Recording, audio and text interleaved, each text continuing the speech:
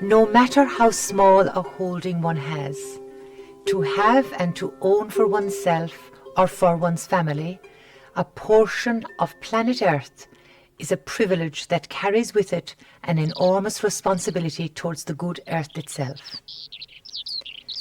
Jack and the generations before him who lived skin to skin with the Earth knew and respected its rhythms through keen observation and the intelligent interpretation of nature's signs and manifestations.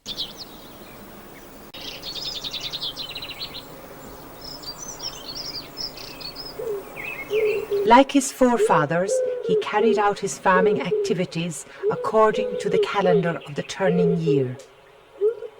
Jack acknowledged the proverb, "To everything there is a season, a time for sowing, a time for reaping."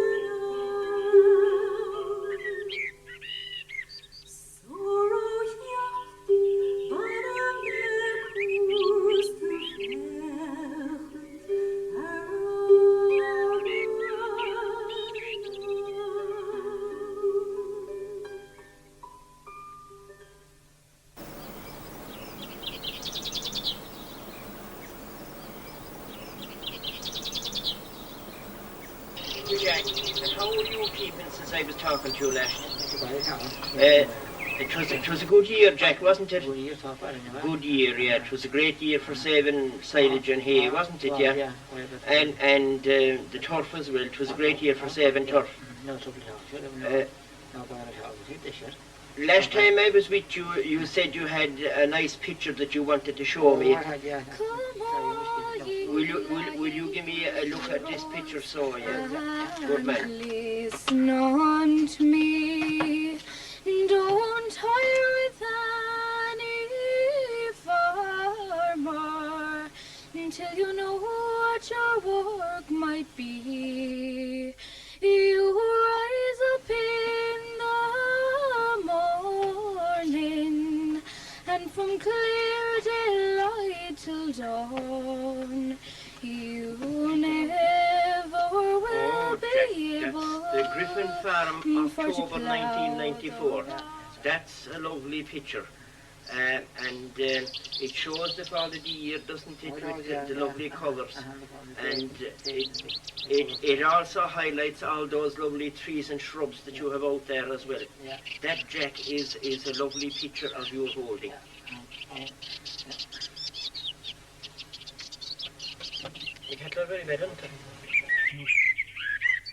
My name is Tim Griffin of Coolagown, near the confluence of the River Fale and Galia.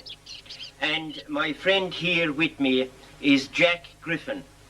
No relation of mine that I know of, but we have one thing in common, in that we are both small farmers. Jack, the eldest of a surviving family of 2 brothers and 1 sister, lives alone at the family home in Ballyegan, Lisselton. His brother Mike is married in London, and his sister Nora is also married nearer home at Kilflynn.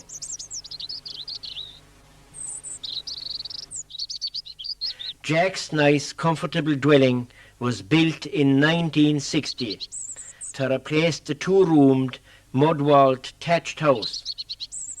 This thatched house had been erected almost 1.5 centuries earlier to make a home for the original couple from the Ballydonoghue side and for the 3 generations of Griffins that followed.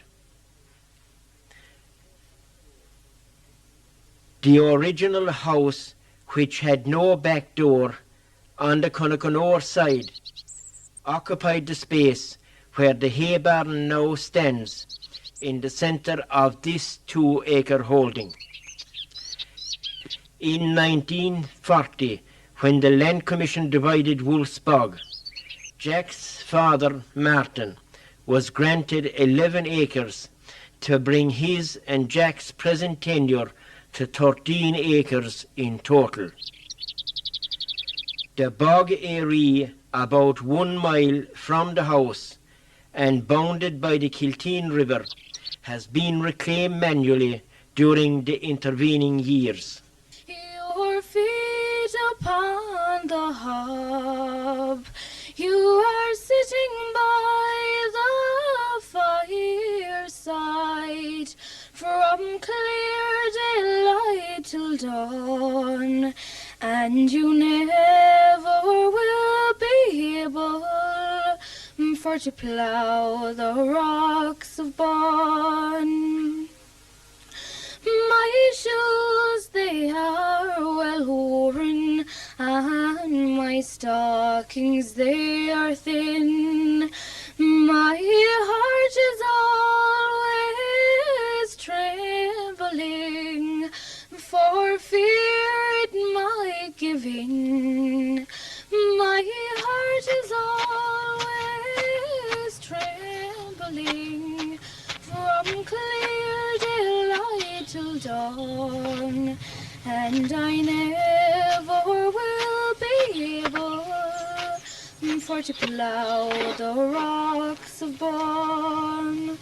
Oh, rise up, lovely Sweeney, and give your horses hay, and give to them a feed of oats before you go away. Don't feed them on soft turnip, put them out on my green lawn, and it's then they would be able for to plough the rocks of Bonn.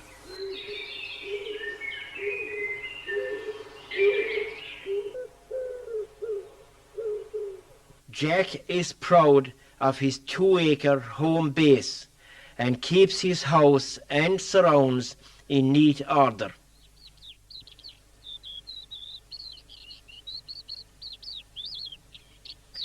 He is a deft hand at the cultivation, shaping and maintaining of his trees, shrubs and flowers.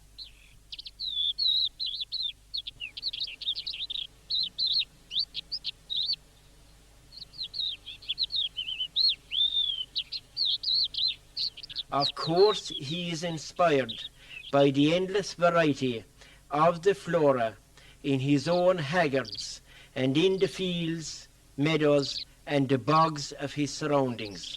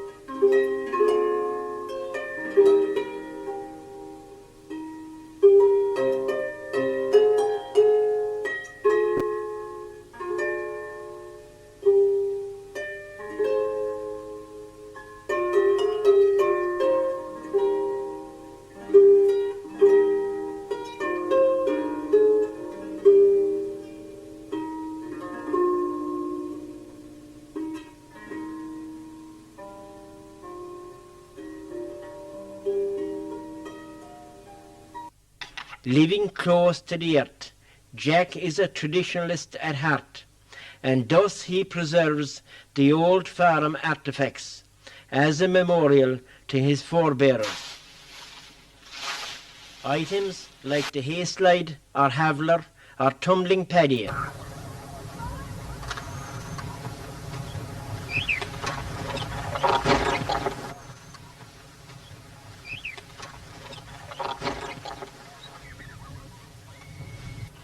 the side guards of the common cart,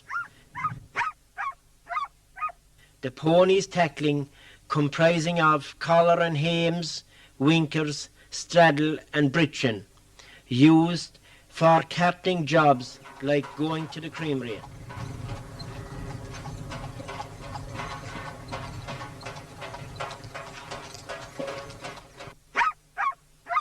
The ploughing pad used for tillage cultivation and the sliding of the hay.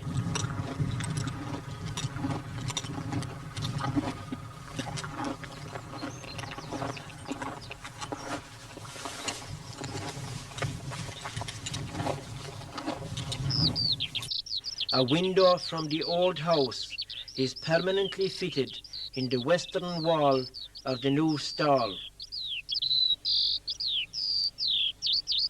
A rare item nowadays is the thatched haystack-like building erected in 1930 and divided 2/3 to house the 2 cows and 1/3 for the pony. Not being a thatcher himself, Jack has taken precautions to preserve the old thatch and support structure by covering it with polythene and strong knitting until he can locate a thatcher and suitable material for a new coat. Jack loves to discuss the old ways of farming and survival in the countryside, most of which he saw and experienced for himself, and other items passed down through folklore.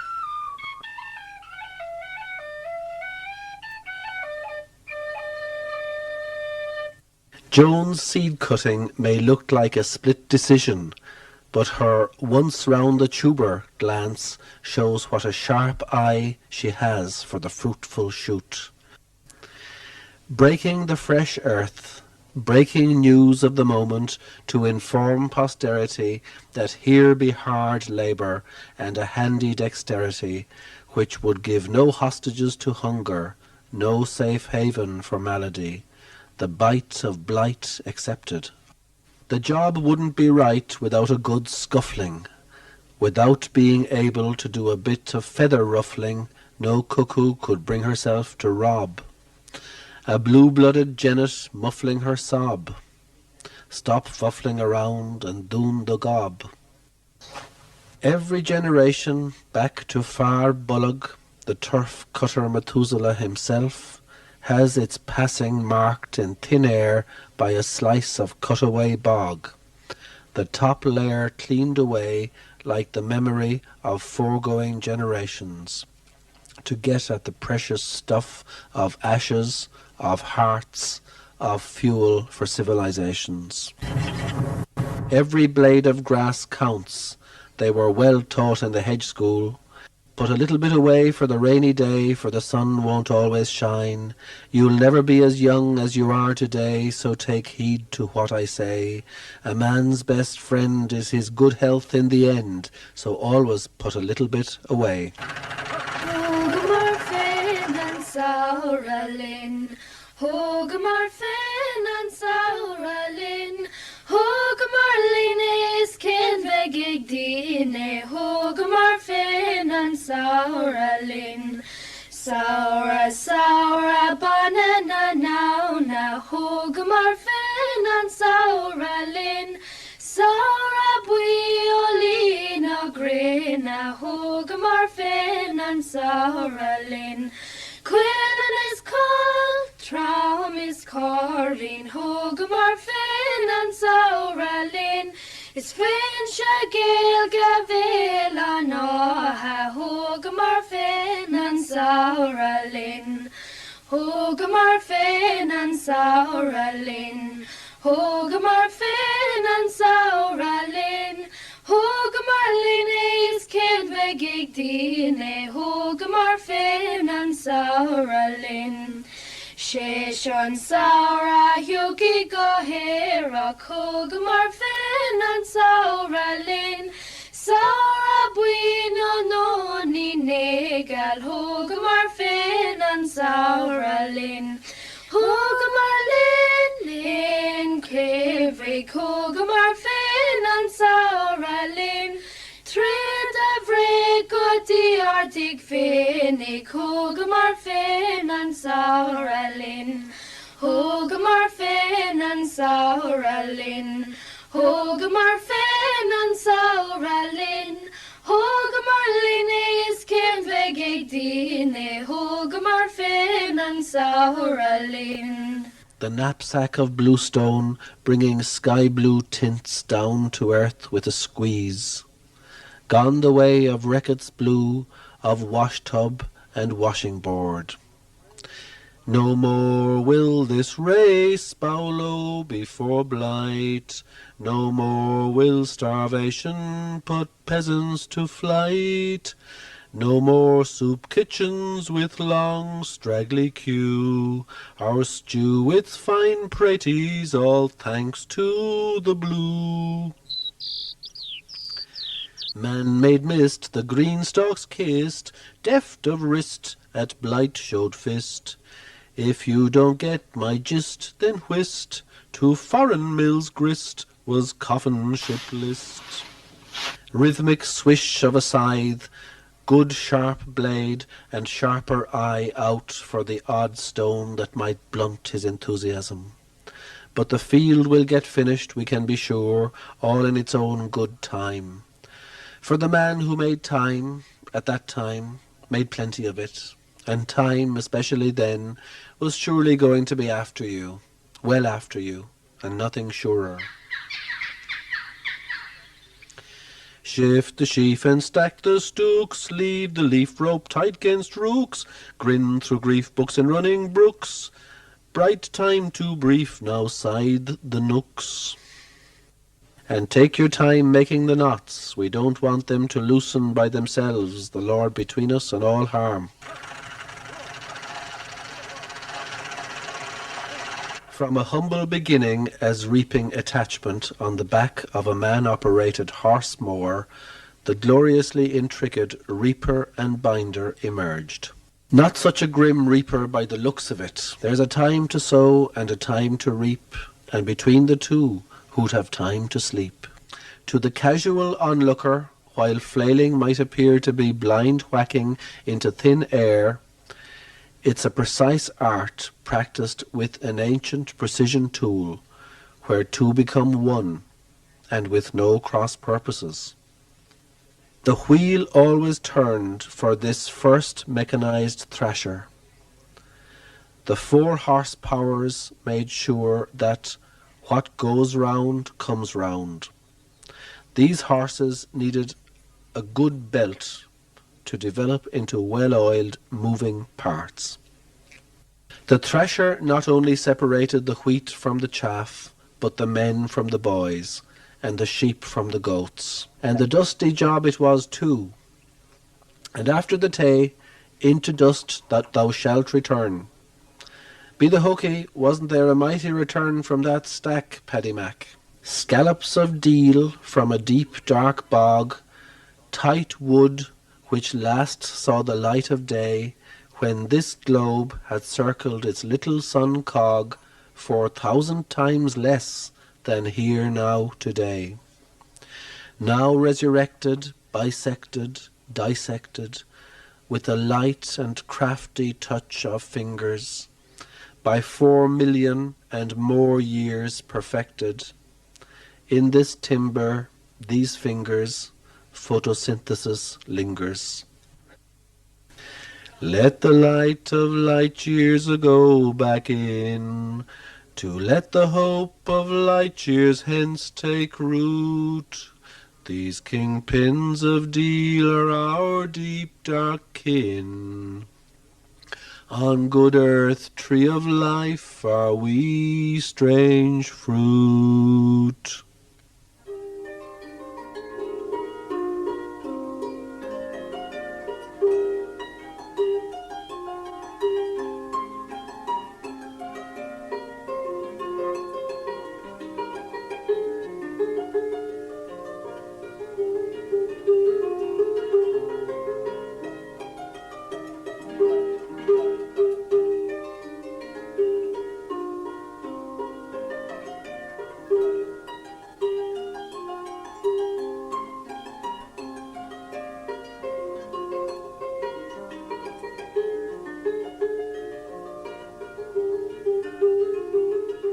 Jack is a happy man in the peace and quiet of his surroundings. The tuneful song of the bird life, the delicate colours of the insect world around him, the drone of the honeybees on the eave beside his back door, his calves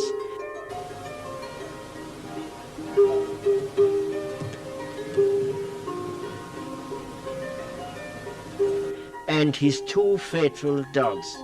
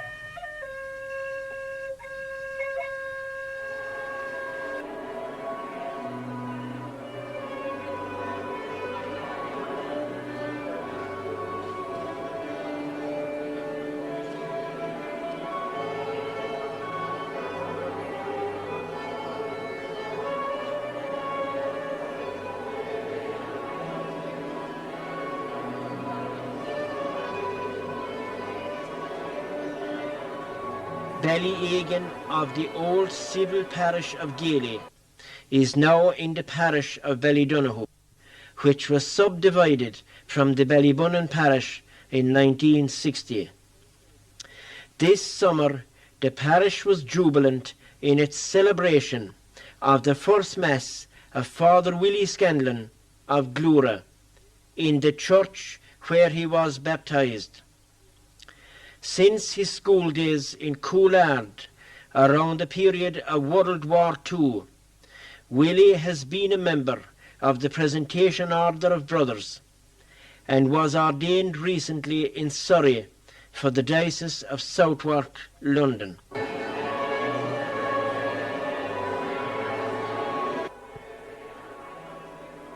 When Jack reflects back on the plight of his forebearers, naturally enough he finds it difficult to understand how they could have survived.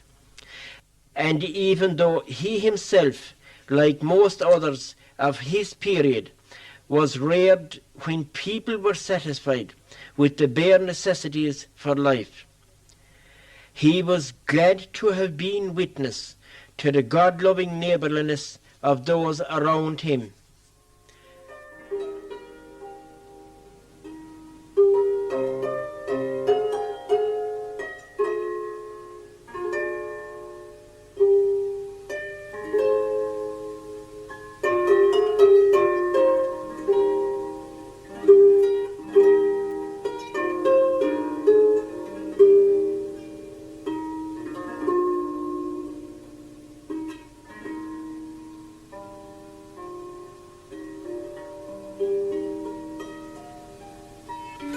Like a lot of young men of his time, he spent a number of winters on the sugar beet campaigns in Essex, England.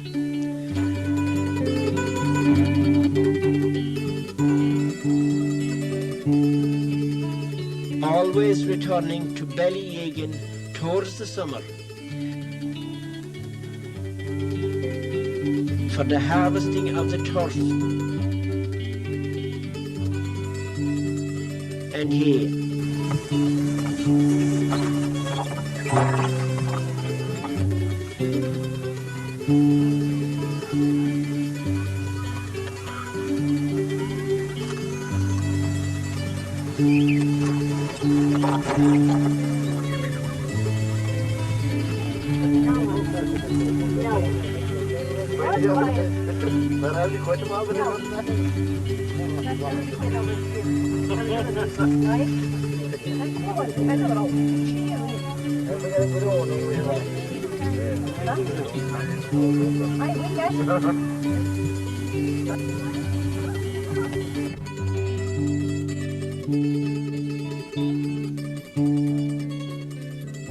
In this way, Jack was able to buy his first motor car and take over from his father as the years took their toll. Jack's father died in 1991 and his mother in 1992, both in the grand old age of 86 years.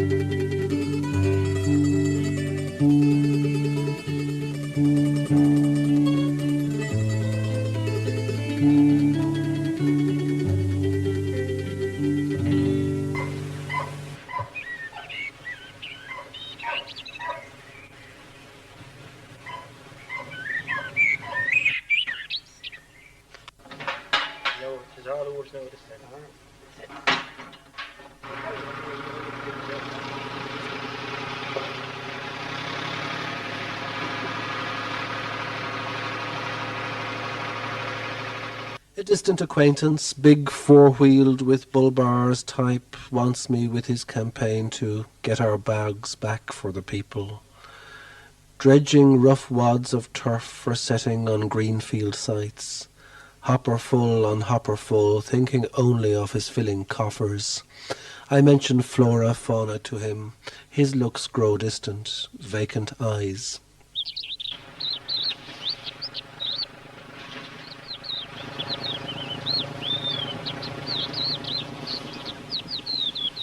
But Jack still hand cuts for his own use, his back his hopper. Sensing each thrown-up sod of muddy gold, each and every spit down, 1,000 years' ferment of sweet gale, scenting of old gales, footprints of Firbolgs, Tuatha De Danann, the elk, Finn McCool, long before Bulbar barbarians wrecking rampage came to rule. Layer by layer, brambles with rambles of rough rushes, swards of green, bog myrtle girdled by lush bushes, whence cattle nibbled to swell a milk supply for Neolithics, sustaining their mythic battle cry. Layer on layer of accumulated season crushes became peat instead of butter, deep quays and flushes sinking from the raised swell to the gravel sigh of unrecorded races, sudden stranded high and dry. Forage overlaid with run-off winter gushes, fodder of wild goose where lichen through moss pushes, soft yield to the slicing slain as maize draw nigh, as cutters to dank banks their backs apply, and new cow breeds at home in grasses luscious amble here to nose the sundew's blushes, chew their cud, befriending without question or reply man Jack, now resting on his handle to see a curlew fly. Jack had a certain way with him, not at all in rutty, rashy race, herding without spancel, stick, or even a sort of severe shout, finding in gentle animal eyes inflections of his own nature, reflections of his own calm voice, deflections from the upright of an upright life which keeps that ball of common sense in play. In a way almost as if he implanted a psychological benign gene, fresh from his spirit source, in that understanding herd of his. Unheard of daintiness. Who on earth ever heard of common cattle going round and not straight through the drying turf? His did. Or as friends on boreen walks, his were. This man was theirs. He's what you might call a quiet, unassuming kind, good-naturedly at one with nature, pasture signed, posture delivered by years on a stool beside a cow, sitting, leaning, reaching, squeezing in dedicated bow. You can tell he's not used to talking while milking, with eye for what an even squirt and not a word can bring.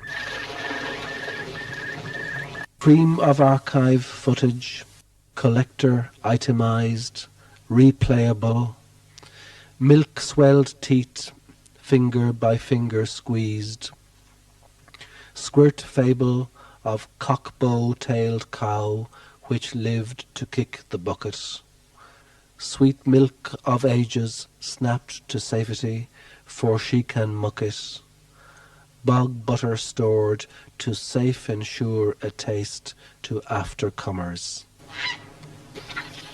Now, Jack, you have a special relationship with your cows. Have you particular names for all the cows? Oh, no, not really. Not really. No. You're not yet. But are they all pets for you? Oh, they're all pets, yeah. They're all pets, yeah. They're able to little calves. Yeah, and you have them trained to stand nice and quiet for you. Yeah, I train them from their calves and they're yearlings in. Yeah. And then from their calves. And would they be all tied in by you during the winter months as well? Oh, they're tied in by the winter, of course. They would, of course, yeah. And how long have you been milking cows, Jack? Well, I've been milking over 30 years. You're milking cows for over 30 years. Yeah. And your father before was doing the, and same thing, yeah. mother they were doing the same thing, yeah. Never have to sponsor one of them. Yeah, I was going to ask that question, that you never had to, you don't seem to use a Spencer. No, not even in a heifer. Is that so? No, not even in a heifer. That's simply because you haven't trained all up from All of them, yeah. from they being baby calves, yeah? It's what they are. Now, Jack, they tell me now that you might be getting out of cows very, very shortly. Oh, very shortly, yeah. Very shortly. Yeah, Isn't that a great pity? Yeah, but it's something beyond my control because it's brucellosis.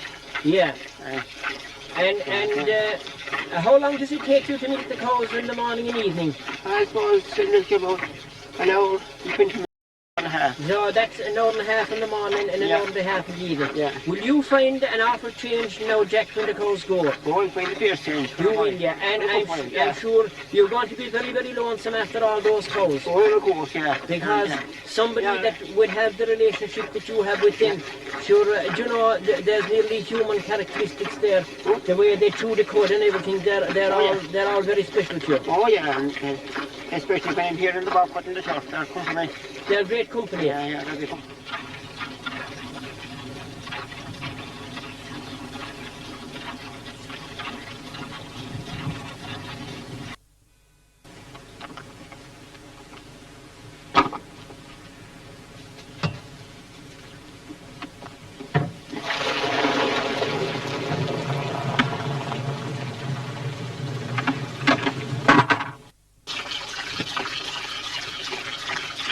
Now, Jack, you go to the creamery every day during the... Every second day to the collection point. Every second day to the collection point. Yeah. And of course, in the old days, you went to the creamery every day, didn't you? Oh, yeah, every day. Yeah, and that meant going over to Lisselton and cross to the creamery. Yeah. And sure, the creamery was a great social gathering place, wasn't it? Oh, no, yeah. You met with all the neighbours and you talked to them about... You heard all the albums. You had all the albums. And you knew well in advance of everyone that was getting married, and you heard of everyone that was sick and everyone that died. Isn't that right? Everything, yeah. You wanted no newspaper. No newspaper. How much would you know about Morris Welch? He was a local writer too. Oh, he was, yeah. Local writer, yeah. Yeah, because there's a monument that lives at the cross now to him. To Morris Welch, yeah. Morris Welch, yeah. Yeah. And what... From there a few years ago. Which one of his books would be more popular around here? The Key Above the Door or... Is it Green Rushes? Green Rushes as well, I suppose, yeah. Yeah, I think that's Green Rushes.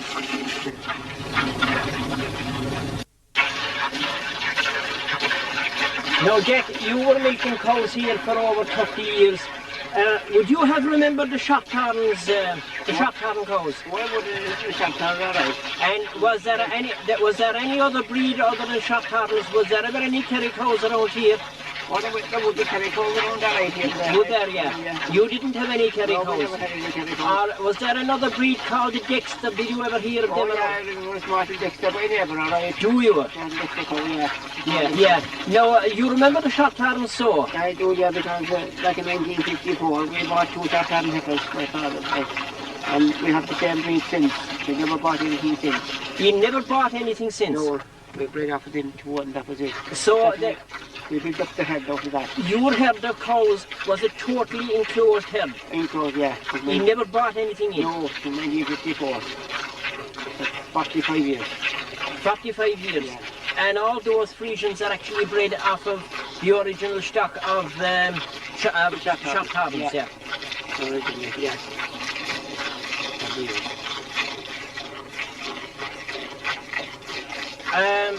I suppose that begs one to ask the question, Jack. It's hard to believe in a completely enclosed farm where nothing has been bought in. Yeah. Is there any explanation of how the brucellosis got into the herd? No, there's no explanation how it got in. No, the vets of the department have no answer. No, I don't even know myself how it got in. You don't? No. And as you didn't have brucellosis as such, this is something that showed up in a blood test or a milk bring test? It showed up first in the milk and then a blood test. Did it? It's our first ever reactor. We never had a reactor. Anytime. It's the first time ever. It's the first time ever? Yeah. In the history of the herd. And how many reactors did you have actually? Well, only one, like, but that might be the end of the rest would be out. Right. Yeah. But it seems a pity not to try to take the one out and to see what way the others would react, yeah. Yeah, but I wouldn't be happy with that now because I'm hand milking and things just for my own health. Yeah, well again, I know there is a big risk to your own health as well, yeah. A big risk to my own health, and I think it's more risk with the risk to my own health now and again. You're worried about, yeah? Yeah. Yeah, because... there might be a risk like any more than you could just crop up. Well, the department have pointed out that risk to you as well, of course, yeah. Yeah, hand milking. Yeah. And while the cows are going to be going in a week or a fortnight's time, would you get back into livestock of any kind again? I'll go back into livestock again, of course, yeah. You'll go back into livestock? Yeah, definitely, yeah. But you'll probably buy in calves and fatten them or something? Buy calves, yeah, and maybe have a few suckers or yes, bullock. Oh, would you? Oh, yeah, of course, yeah. Yeah. I want to go back in again because I couldn't do without farming like You couldn't do without farming? Oh, no. And you're totally dependent on your income from farming? Oh, yeah, totally on farming. And I'm going to say, you're not going to go back into cattle before next spring again, yeah? Well, no, unless the following year I might buy, I cannot go back for 4 months anyway. Oh, yeah, well, sure, that's the winter then. Yeah, that's the winter time, yeah. And anyhow, sure, it is something, it's occupational because it's a way of life, it's a tradition with you for all your lifetime. Oh, yes, my whole life. And I was hoping that I would go into the next century and had milking cows, but it was the fate now has changed it all. Yeah. Well, that's certainly would have been a unique tradition because, again, as I say, hand milking cows goes back about 5,500 years at the very least. Like, that's, you know, and I know that you're relatively good as a historian yourself as well, yeah. I'm quite happy coming on here in the mornings and the fresh air and everything. And the fresh air, yeah. Summer's mornings, very nice. Most. And to hear the birds singing around you and the cuckoo. Plenty of fresh air and the cuckoo, yeah. The cuckoo, yeah. And would the corn crackies last no longer with us anymore? No, corn is gone. It's a pity it has disappeared. It's an awful pity. Yeah. The corn crack now is the same as the hand milking of the cows. The same as the hand milking of the cows, yeah. Well, the corn crack is beginning to come back in a few places where he's a protected species now, and hopefully he certainly will, yeah.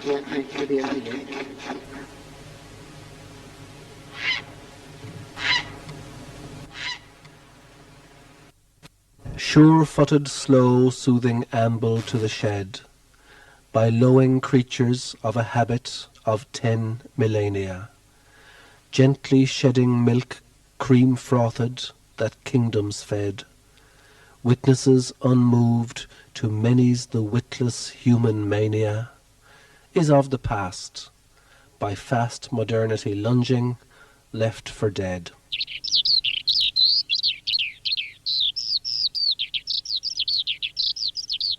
Jack's practised hands reach back a good 10,000 years. Rule of fingers, rule of thumbs, in this man hears its knell of death. Long drawn out way has had its day. Rule of figures, rule of machine hums, now makes the hay while the sun shines, or steps aside for cats and dogs of rain. Squeezed out, the clasping human hand will never be the same again. Last of the Freerangers of Ballydonoghue, handiest of hand milkers, drawing down curtained death knell of a dashing digital dexterity, which knew from the inside the soft rhythm of two emptying teats, and how they swelled and filled again as a long tail calmly swung. Long tail spun out, cut short by brucellosis, milk stool now keepsake.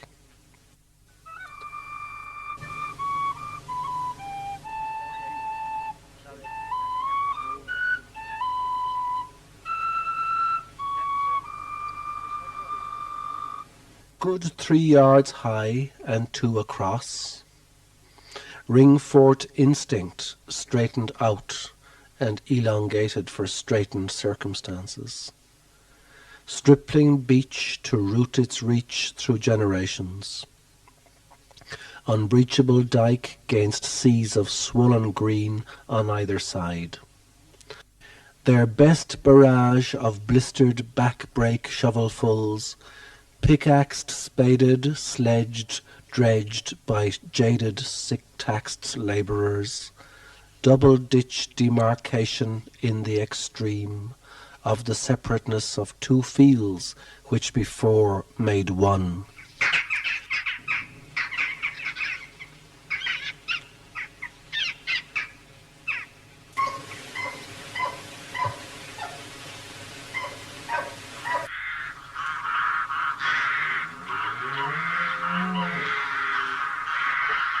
Born free, yet everywhere by new chains bled, cultures in crisis, relics of old decency winded, heads swelled beyond our station, to other sorrows wed.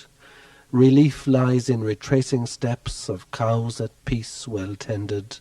Advance is only to the depths in balloons made of lead.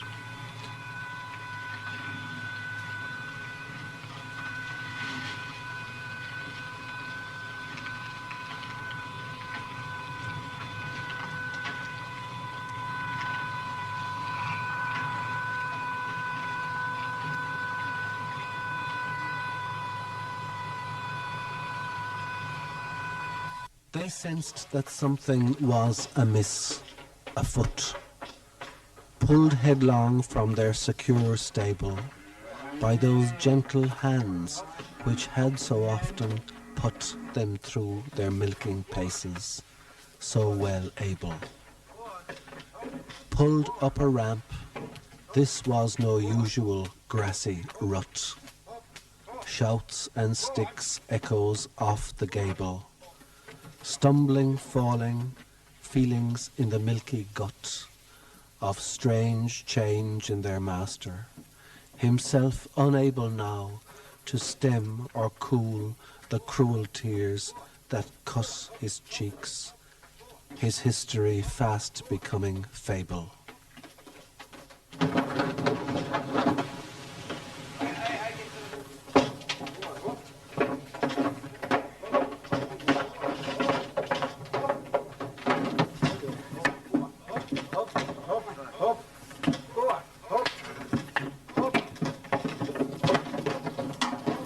Naturally will he miss this vocation.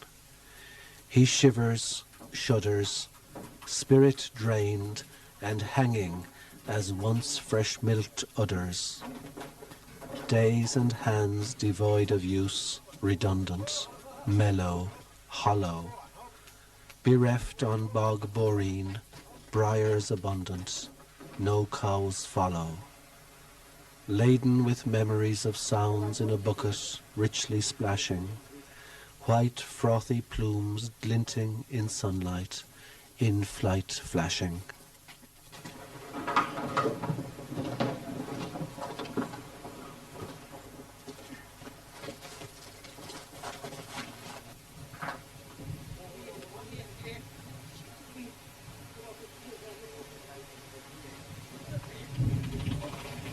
Human holes on frisky calves by the tail and nose. A generation destined never to release its fruit through human hands, compounding Jack's black woes. Soon headless in an abattoir, just now appearing cute. Gazing through the lurry crates, under circling crows, cold vulture-eyed, each forlorn waiting brute at telling testimony to how a way of life just froze, just like that, on camera, at once eloquent and mute. Now all are in, no need for further guiding blows. Those sundew nudging noses have had their final route. Pucked door swings shut on its muck-baptized hinges, as stable door confesses its first signs of rust. Dog lingers useless in the yard, half-knowing cringes. Wind shoves down from Knockanore its bleak knowing gust. Heavy Ballyegan air breathes out its morning tinges, throwing extreme unction to time's carcass as a crust. Wheels of a lorry on a small road flatten floral fringes.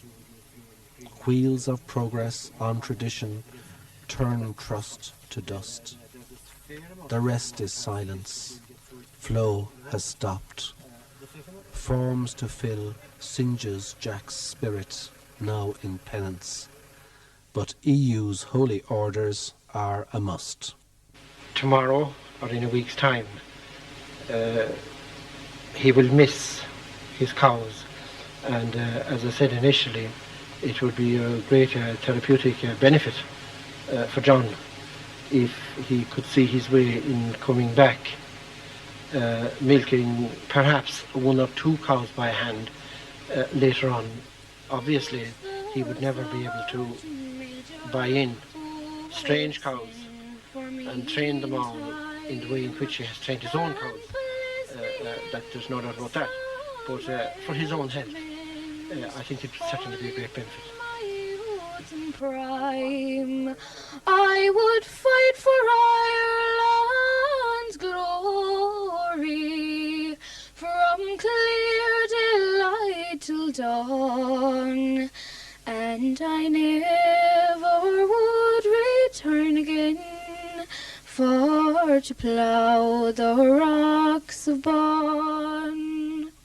Stable echoes by eerie sounds of silence through stalls led, last milking frozen, commemorated by chains extended to their nails, milk pails dusty, fusting, rusting red, manger splendid that will never more be nurture mended, forlorn deserted dereliction of an outhouse by a homestead.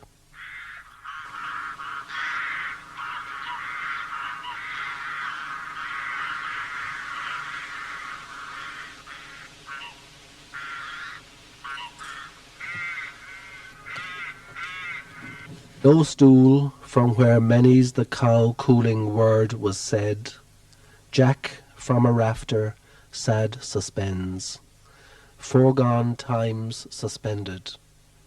It was a foregone conclusion, for years to him a day of dread, that the time was up, time for stool up, old ways expended. Milk squirt from a squeezed teat, down path of progress sped. Across the bog on a summer's morning, bending to wit's end, well gone Shaffodge, looking at the living in blank unverse, universe the vivid ghosts of long goners. Not fully finished, fallen in the toilet, to let noticed, signing away title to vitality, signature approaching unsure, immature X, on encroaching oblivion footing, broaching a last arthritic-ended running jump to finish with, on a summer's morning across the bog. Era by era remakings of Erin overseen by thrushes, grouse, and the divine hand of providence which brushes aside one epoch to install the next on high. Now, in our accelerated time, under a leaden sky, absorbs those plodding ghostly oxen, as nature hushes, and cow-dungs fade to heather, in a mirage which clutches our observing heartstrings. Leftovers from a past we lie to rest, tetrapacked, that misty milk of ages now we buy. What is this web if, full of facts, we have no time for inner pacts, no time to retake inner vows, absorbing thus the here and nows, no time to stand out from mad mass and cease to breathe its senseless gas, No time to trek in rapt delight on Knockanor's plateaued height. No time to see that some small chance can redirect our life enhance.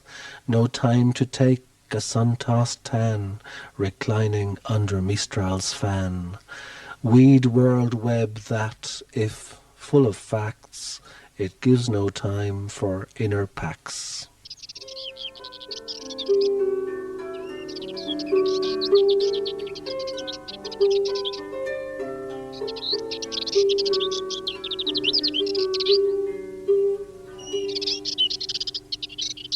Will this day or coming age give us our daily bread? Will foods for our soul itself be sly GM emended? When Jack and his kind from our kind-lined land have fled, can any then say that for their own good selves they fended? Riding roughshod over nature is strange way to get ahead.